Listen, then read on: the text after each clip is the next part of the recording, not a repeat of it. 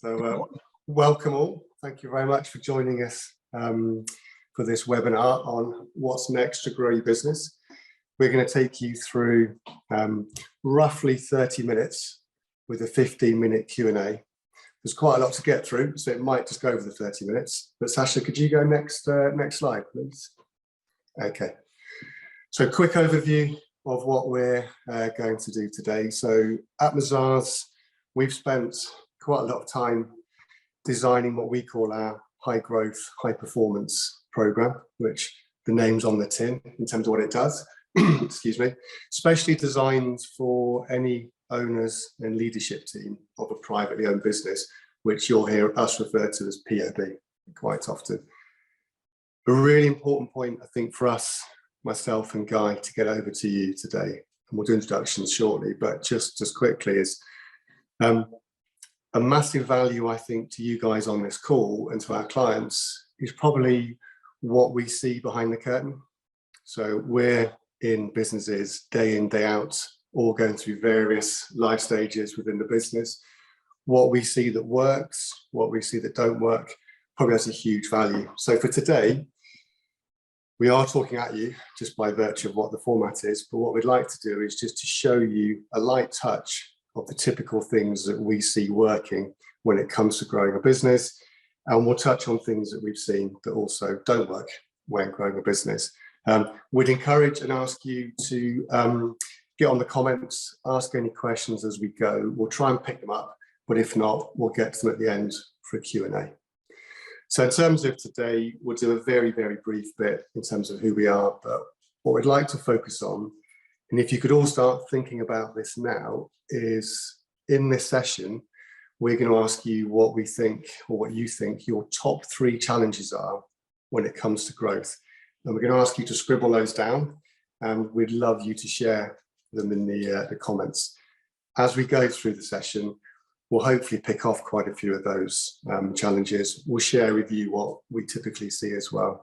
And at the end, we can pick up ones that we've missed. We're going to touch on the importance of business planning.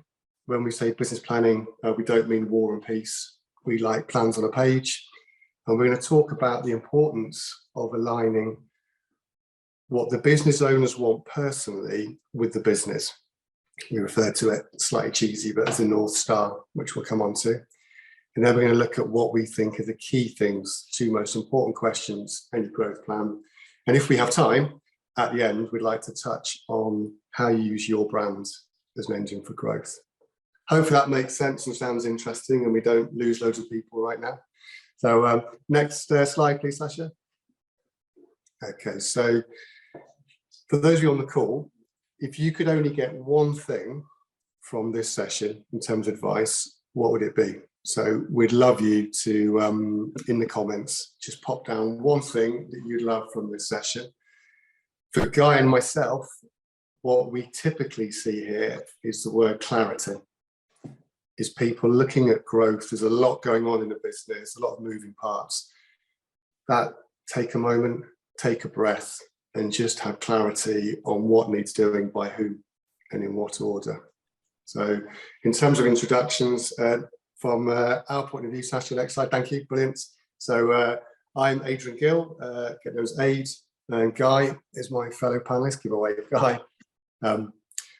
Won't bore you with how great we think we are and Mazars is, but just for you to know, we've worked with a lot of privately owned businesses for over 25 years. We've also ran our own businesses, which includes buying and selling them. So we've been in the trenches. So hopefully what you're about to see is quite practical, quite pragmatic. Sasha, let's move on to the next one, please. And again,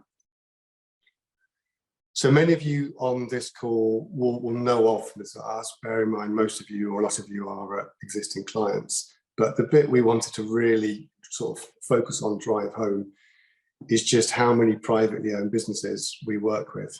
So just from our insight and experience, we're very clear on the typical things that you're going to be facing.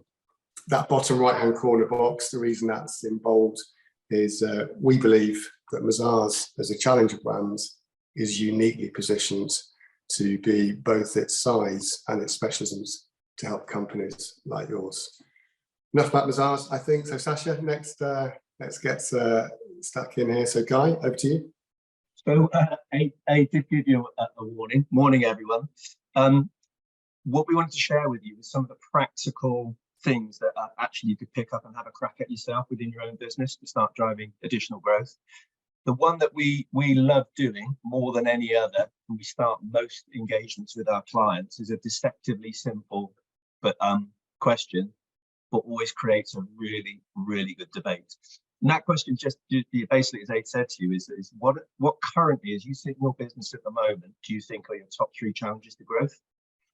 We run it with every business. It's a fascinating exercise because we do it in stages. So we will typically sit with people like yourselves, the business owners, the shareholders, and we'll get you to answer that question.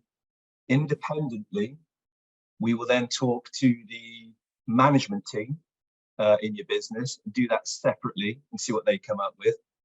And there's a process of putting those two together to figure out across the business what are the top 3 challenges within the business perceived by the business to stopping you growing and going forward.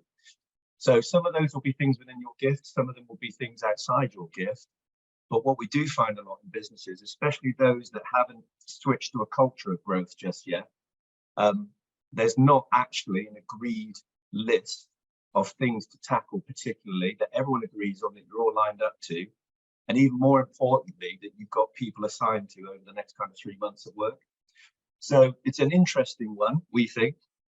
What we wanted to do, if we go to the next slide, Sasha.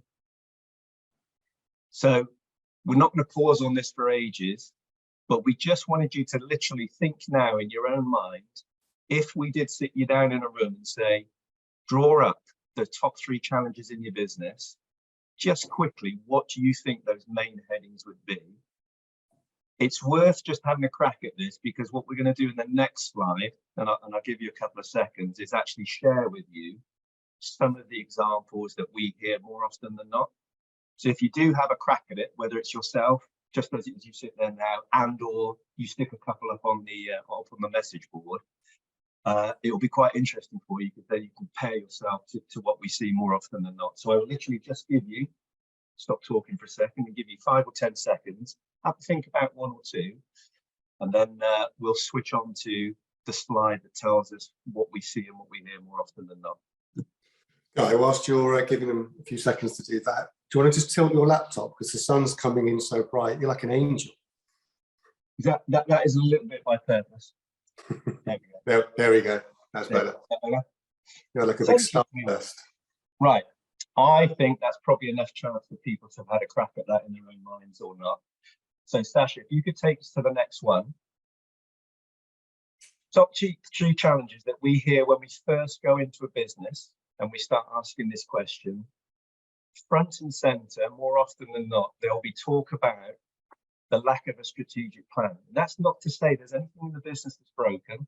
It's not to say it's not being run well.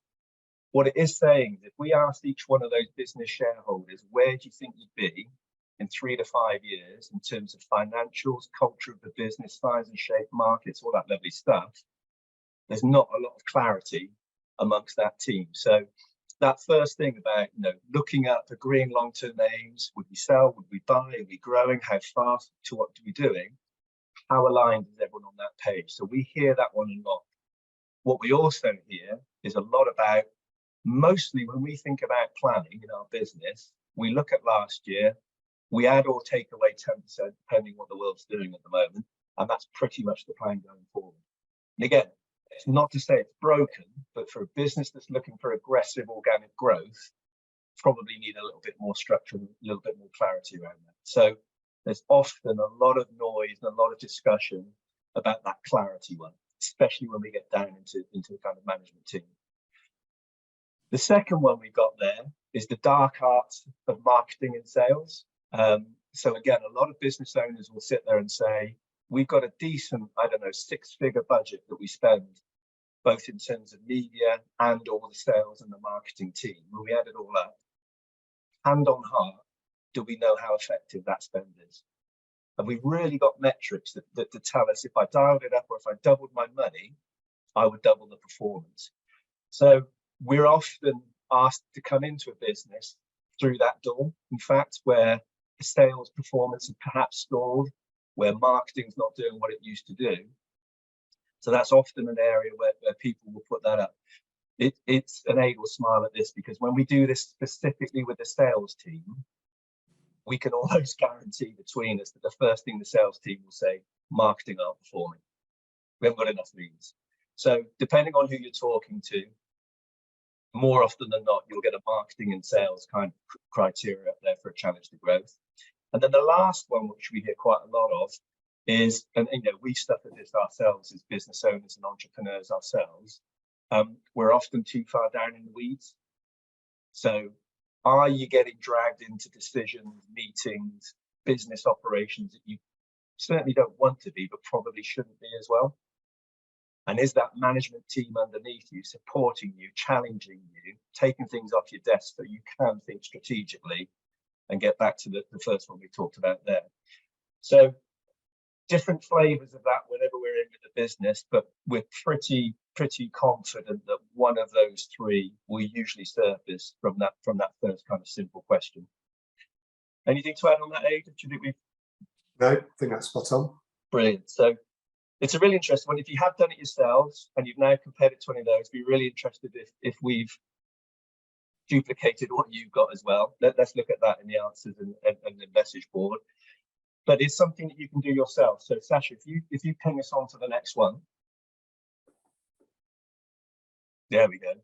So we usually do this in a couple of stages. We get business owners and leaders to do it. We get the management team to do it. You push those two together, figure out what the top three are.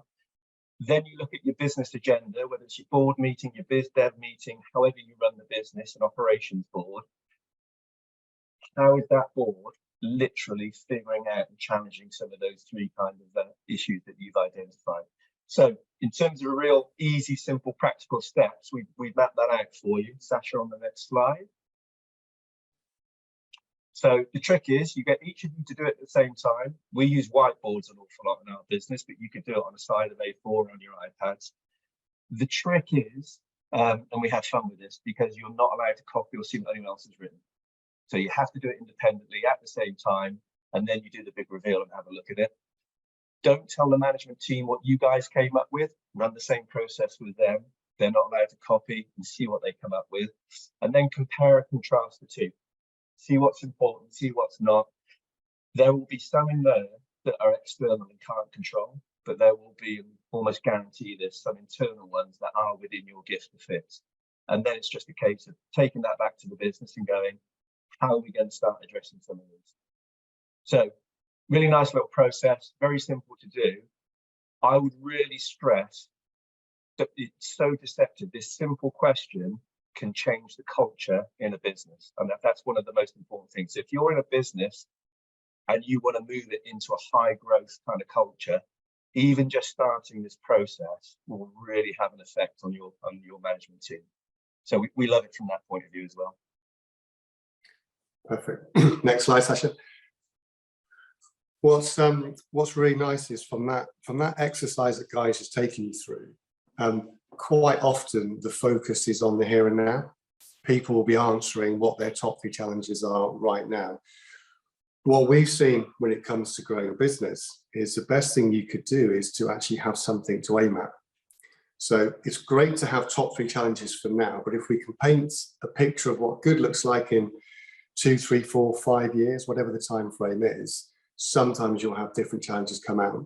This is a really important slide. I mean, just a quick disclaimer, that's not a COVID vaccine on the right. That's meant to be a steroid needle. And the idea there is most businesses that we work with, they're not broken, they're doing well. But by using this form of planning, can we get you there quicker? Can we get you there for less noise? And really, it's not semantics, it's the order of these questions is really important. Because most plans start with where am I now? Where would I like to be? How am I going to get there? If you start with where am I now, what lens do I look through?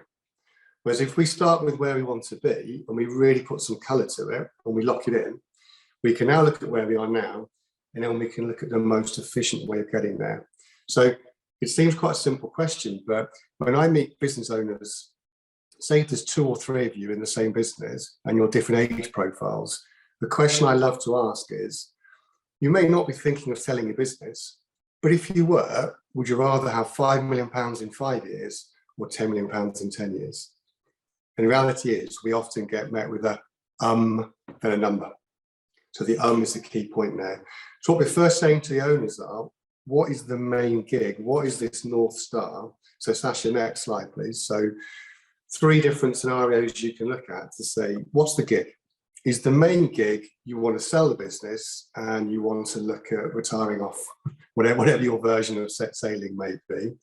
Or for many people, it's not exit. It's them actually saying, so Sasha, next slide.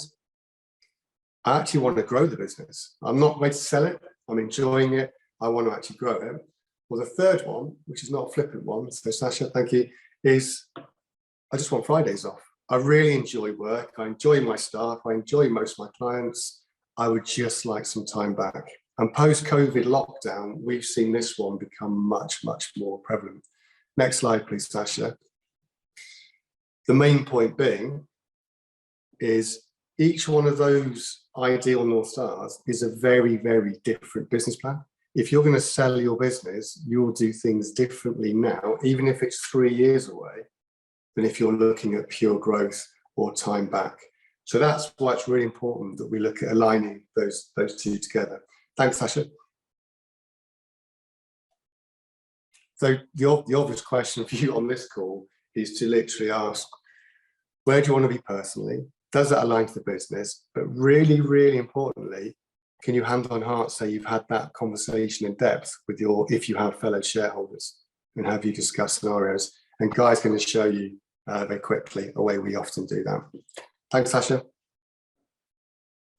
So in terms of business plan, quite often when you say business plan, especially entrepreneurs, sometimes you can hear the heart sink because everyone got asked to do one by their bank some years ago and it was painful. Ours is relatively simple. You can tell we're moving at some pace today to try and cover some broad areas. So I'll do this fairly quickly, but what we're looking at here and what I can't stress enough on this plan, it's the order of them. So at the very heart of that plan, we can see shareholder objectives. That's that North Star. What is the actual gig we talked about? Number 1 up at 12 o'clock there, we call it business future perfect, but what does the business need to do in what timescale to make the shareholders happy? And within that, we can then look at things like current revenue, where you make your money, where you could and should make your money is a key one there. Looking at things like what, from whom, new versus existing. If we can literally model your revenue in say 2-3 years time, we can then lock that in and review the business through that ideal lens. So number 2, very simply, is just checking it's not pie in the sky and everyone's getting carried away. Is what we've set out in this 3-year model actually doable? We're going to touch very lightly on number 3 today, brand and proposition, but we're not talking logo. Is your brand positioned in the most appropriate way for what you need to achieve? And that's both through sales, but if you are looking to sell your business, that's a huge area to look at. Once we know where you're positioned, we can then look at marketing and comms communications. Typically getting a horse to water. How are you using marketing to do the heavy lifting for you? How are you using marketing to directly drive sales, and how are we measuring it?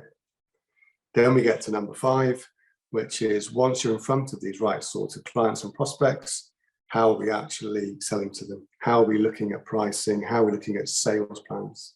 How are we looking at what a salesperson spends their time doing? How are we measuring it?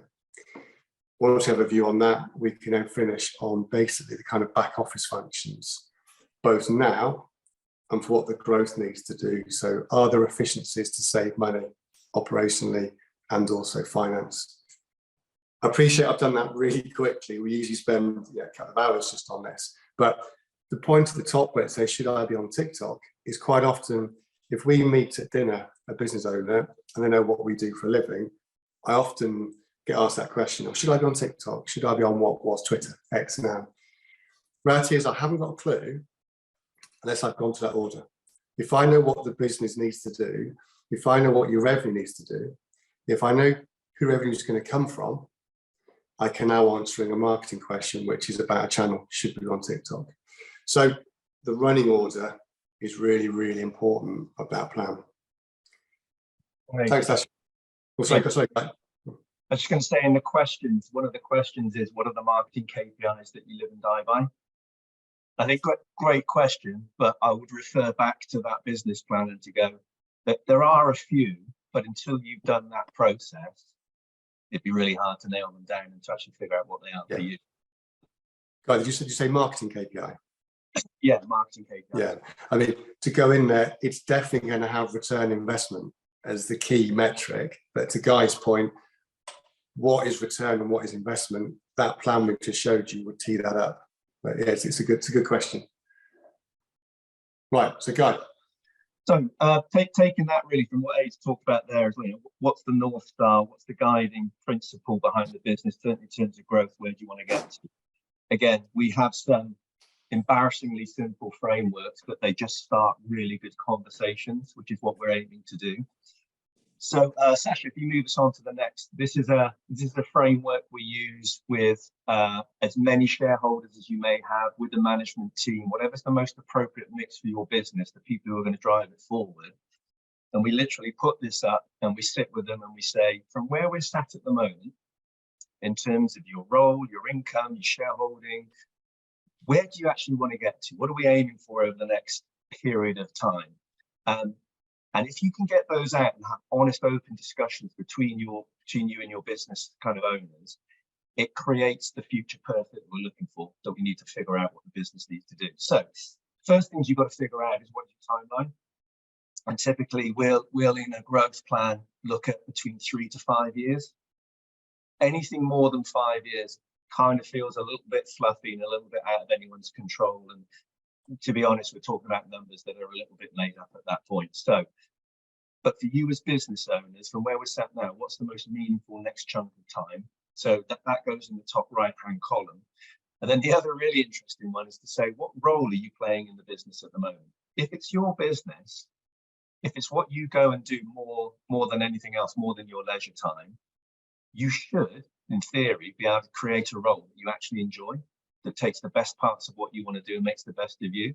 More often than not, when we actually get a business owner to talk about what they're doing in the business, not the title, but what they're actually doing on a day-to-day business, there'll be 3 or 4 parts of that where they're going, don't enjoy that, not good at it, don't want to do more of it. And you say, well, look, in 3 to 5 years' time, it's your business, it's your plan. Let's get rid of those. Let's move them. Let's get someone else doing who's better at them, but actually address the issue. So the role piece can be really interesting. The time piece for any entrepreneur is a real cracker as well, because again, as we know from our own experience, you actually think about the business 24/7, but how much time do you need to physically be there? How much time do you want to set aside for breaks, to do holiday with the family, etc., etc.? Have some challenging and honest conversations about that and put a plan together that says, if it is something that's a frustration now, in 3 to 5 years, why not fix it? Why not create a plan that actually does that for you? So rather than go through all of those, you can see those are what we think are some of the most interesting headings. What do you want to earn? Do you need some money on the journey for whatever it might be? Are you prepared to dilute your shareholding going forward if you want to bring more of a team in? If it is a conversation that says, it's not now, but at some point in the future, I need to think about either handing this over to the family, moving it through the family and or exit. Well, what does that number need to look like and how does it work? And that other question, financial plan requirements, kind of links those two. Because again, and Aid loves this one, but most business owners, or a lot of business owners we meet will say, well, it's got to be minimum of 5 million and or anything kind of north of that.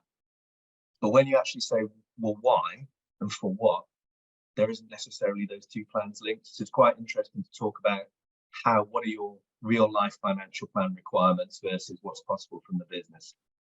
The legacy one, it just covers a lot of things to say, if I do leave this business and leave it behind, what are the key things? Do I really want to look after my people? Do I want to make sure it does good things for good clients?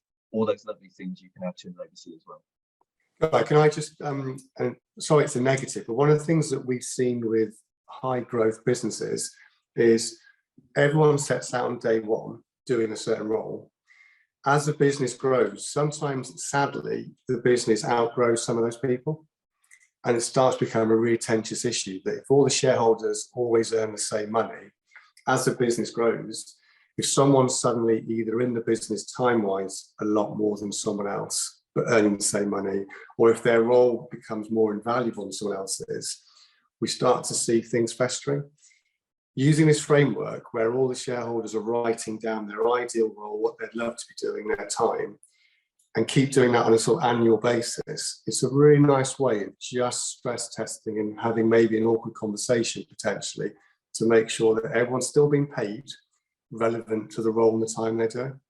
We've seen that a few times. Thank you. Thanks, Ash. Okay, so you can imagine we're kind of chugging around a little bit of this plan, picking up key points as we go. The one I really wanted to talk to you about in terms of growth planning is the bit before we get into spreadsheets. So again, we'll typically go into a business or look at a business plan, and there will be really good work, really detailed work, Excel spreadsheets on clients, segments, markets, growth. This is what it will look like, 12% annually, 15%, on all that good model stuff. And sometimes it's actually more effective to take a step back and ask yourself two really fundamental questions.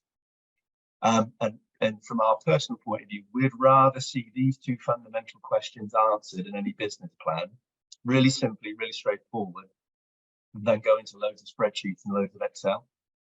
Because in our humble opinion, if you can nail these two questions with clarity, you'll get a very, very successful growth plan. However you do it, if you know the answer to these two, you're in really good shape for a growth plan.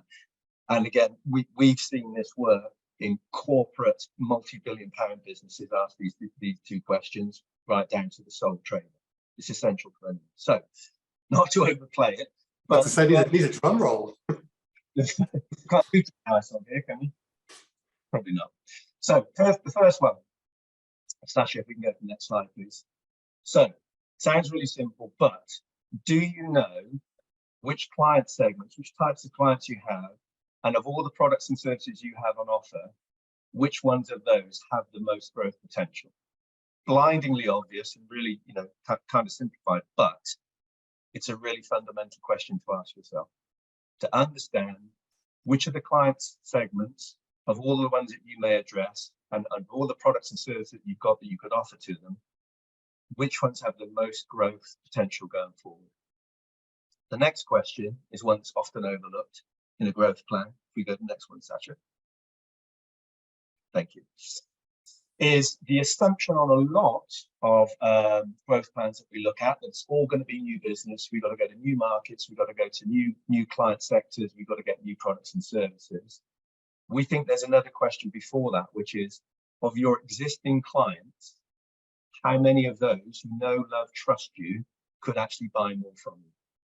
And understanding that number before you start thinking about what new business needs to look like will dramatically change your sales and marketing plan for the next 12, 24 months, because it could alter the balance. It's worth saying, Guy, on that we spend our lives pretty much day to day in the sales and marketing teams of most of our clients. And everybody on this call, ask yourself, if you look at your own sales, especially sales function, how much new business gets the attention? The hero is someone coming in that's won a pitch or won a new client. Not many people get a high five, shall we say, for retaining a client. Of most of the salespeople I've worked with, and it backs up in your research, Guy, that you do, but is simple question: do all of your clients know all of the relevant things you do? And it's always a compelling answer that comes back, because it's never as high as it should be. And that's low-hanging fruit. So try that. Yeah, no, appreciate that. So although they sound really simple questions, obviously there's a little bit more to it than that.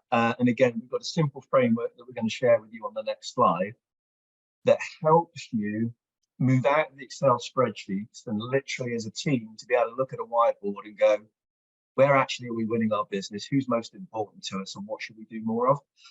So Sasha, if you show us the next slide, this is basically a model that we use, dead easy to put together with the help of someone in your finance team.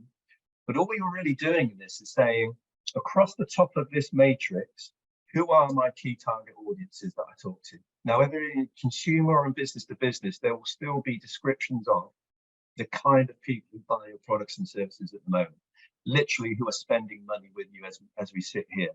So if you can map out and figure out which are the best, most important chunks of audiences that I've got across the top, what is it that they're buying from me on the left-hand side? And then you look at last year's numbers and you just populate it, put them into each of the boxes. And the first task is to make yourself a cup of tea, stand back and go, let's actually think about where our business is. How many clients have I got of that type? What are they buying? How many have got that type? What are they buying? What are the values of each of those? What does my business actually look like at the moment?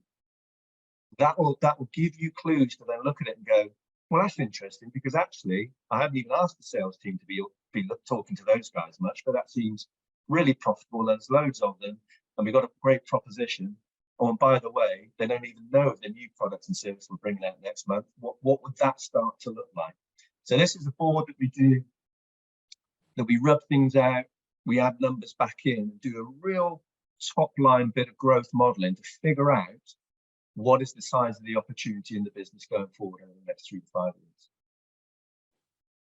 It's worth saying on that, Guy, that again, if you look at the kind of graphic equalizer that we talk about quite regularly, so pretend if you're doing, I don't know, £500,000 or £1 million profit, whatever your figure is, and the North Star needs you to double it, there's no plan alive that would just say double what you're doing now. You know, double the amount of hours, double the amount of effort, double the amount of staff. You've got to choose where you should spend your time and effort. And the old graphic equalizer where you had the base and the treble, if that's as your current figures are now across the middle, where should you spend more or less time? And you can ask yourself, where do we enjoy it more? Where's the better margin? What's easier to win? A fascinating one for us is if we're working with a client who wants to sell the business, we get our corporate finance team in that meeting to say, where's the most value when they come to sell it? And we can set the exact pattern in 3, 4, 5 years' time to maximize that value. This is my favorite thing we do. This I don't think we can give it enough in the time we've got today, Guy, but it's phenomenally powerful. Yeah, and not to get dragged into the detail, but the concept of understanding your key markets, key audiences, it's a really powerful tool to start with.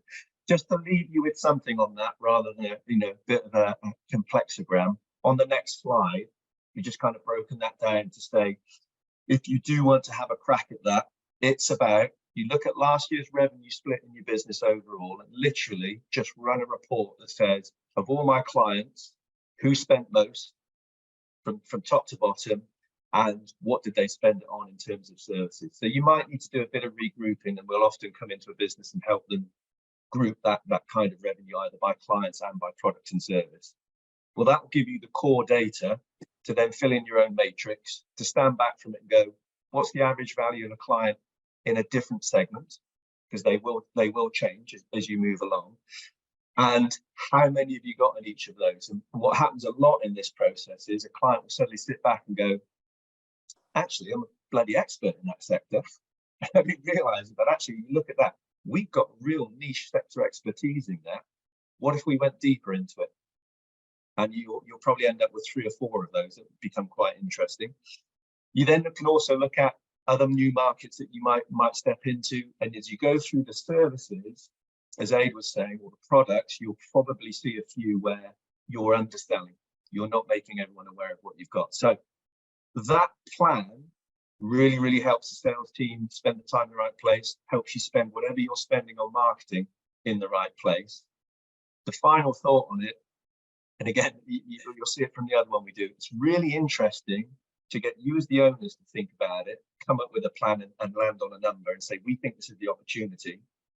It's really interesting to sense check that same process with the management team. And if you do have a sales team, we love going into the sales team, running it again We never tell them what you came up with. We're really keen to see what number they come up with and what plan they come up with. And comparing those two, fascinating part of the process. Right, just quickly on that as well, a really great question to ask each level, the owners, the management team and the sales team. You've got margin in your grid, you've got margin in here. It's a simple question that if last year you charged 10% more or 10% less, would you have made more profit? And 10% might be the wrong figure depending on what your pricing is, but pricing is often an area that's not tested enough. And if the sales team say, well, I think only a third of my clients would have worn a 10% rise, that's straight to your bottom line. Doesn't even go through marketing, doesn't go through anything. So that focus on margin and pricing, I think, is also key to add to this. Okay, thanks, Sasha. Right, we need some time for the Q&A, don't we, as well? So brand as an engine for growth. I mean, I think we're going to do a very light touch on this, but we kind of hate the term brands because it always gets related to logo and identity at the end of the day, or sort of image. And what we're talking is a much broader piece of positioning. So as I mentioned, two reasons engine for growth. One, in business as usual, is it helping sales and marketing? And secondly, if you are thinking of selling your business, it becomes much, much more important. Even if you're not selling your business, I would suggest it's still worth looking at the KPIs and the metrics that go into a business valuation, because they're just good metrics. It's why they used to value a business. And brand's a really interesting one. So next slide, please, Sasha. One of the reasons it's interesting is this next point here, is the fact that it carries, or it can carry, a huge value, but it's not tangible. So with that in mind, next slide, please, Sasha.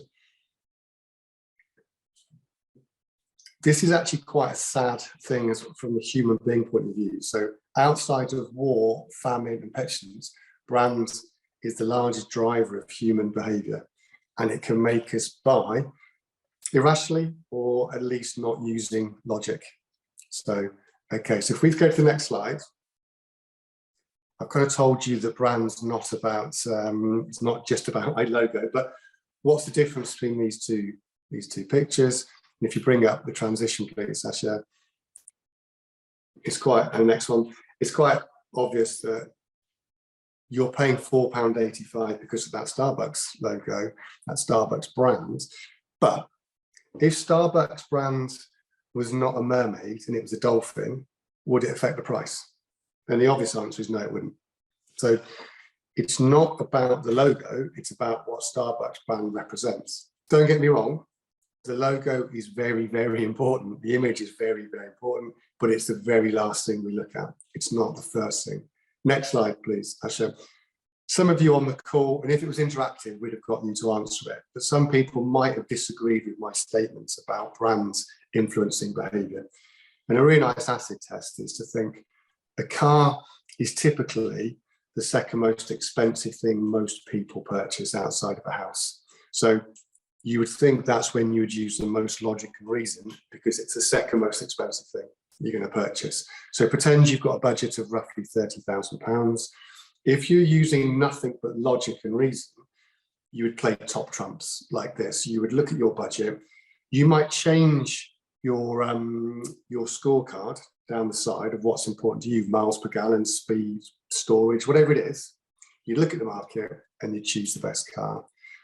This has been taken from What Car magazine, who ran this test. And what's interesting is before those logos came in, the far right one is the best car. As soon as those logos drop down, we've now got Jaguar, Beamer and Ford. You might still buy the Ford, but it definitely makes a difference. But if you're just using logic, it wouldn't do. Next slide, please, Sasha. Wayne, I think we need to if we just finish brand, I think we've got to go on to questions. Fine. In fact, let's just go to the positioning slide, I think, and guide just from a time point of view. So Sasha, if you go next. That's right, keep going. Just regards positioning, and again, we'll just really quickly, but where are you positioned? We'll just show you a framework that we use and we've used for years. So next slide, we'll finish on this next slide, Sasha. So if you bring up those transitions, and what this basically just says here is, and we like to use cars because people understand cars, your brand can be positioned predominantly around one of these 5 areas. Infrastructure, the size of what you have, all about the products and services, all about the skills, all about your personality, or more mission cause. So General Motors, Toyota, or Viper, who's the biggest car manufacturer in the world. Ford is all about the products. They've got a car for every stage of your life from the age of 17. Audi and BMW is all about that German engineering and that quality. Mercedes-Benz is all around status. And Tesla is more about changing the world, or you could say putting batteries in our houses. So they all have all of those things, of course they do, but they choose to specialize in one. And if we had more time, we could start to talk about how you'd actually apply that. But yeah, thank you for the nudge there, Guy. Let's jump to the Q&A, I think might be easier. And that's just a frame reminding us of different areas that we talked about. Any questions that come up, Guy? So I can't see on my screen, annoyingly. There's an interesting one which actually relates just to brand. Is brand just for large businesses with a big budget, or can it be effective in a privately owned business, smaller business than a corporate? That's a really good question, isn't it? It's one that we get asked all the time. We should have put that in this deck. And the answer is, brand is important for everyone, without question. Because if brand represents your business, and it's not an agency coming in and giving you a new look, but if brand actually represents who you are as a business, what you do, how you communicate, how you behave, and any single person that's going to buy from you, that's relevant for. So I don't want to add to that, Guy, but I think it's critical for any size. Yeah, I would add to it saying, and it's probably, in some smaller businesses and very entrepreneurial-led businesses, there's an awful lot of energy and charisma from the business owners, often out leading the business from the front. The critical bit to scale that and to move away from just relying on some individuals is the brand. Because if those people aren't in the room selling the business, talking about it 24/7, what else is there? Unless you've got a brand, and that for me then suddenly means if you've got marketing and if you've got 20 salespeople out there, that brand enables all of them. Otherwise, they're relying on charisma, personality, and pure effort. It's one of the major things I think in a step change for growth. Getting that proposition and that brand right, absolutely. It is the engine. Yeah, that's it. Any other questions? Conscious of time, we've gone over, I think, but can you see the questions, Guy? I can't see anything else. I don't know if I'm looking in the wrong place. We've got a question on marketing KPIs. So what are the marketing KPIs you live and die by? How do you measure if it's being successful and a worthwhile investment? That's a good, it's a good question. Thanks, Mark. If you go back to Guy's numbers board, the way I would love to look at it, and this might sound bad if I compare the marketing budget to casino chips, because that is bad, that's gambling, isn't it? But bear with me. Think of casino chips. You've got Guy's numbers board he showed you, which is your different types of clients and your different products and services down the sides. You wouldn't just spread your marketing budget across the whole thing equally. So going back to this graphic equalizer, you would put more chips against areas that you want to put more attention to.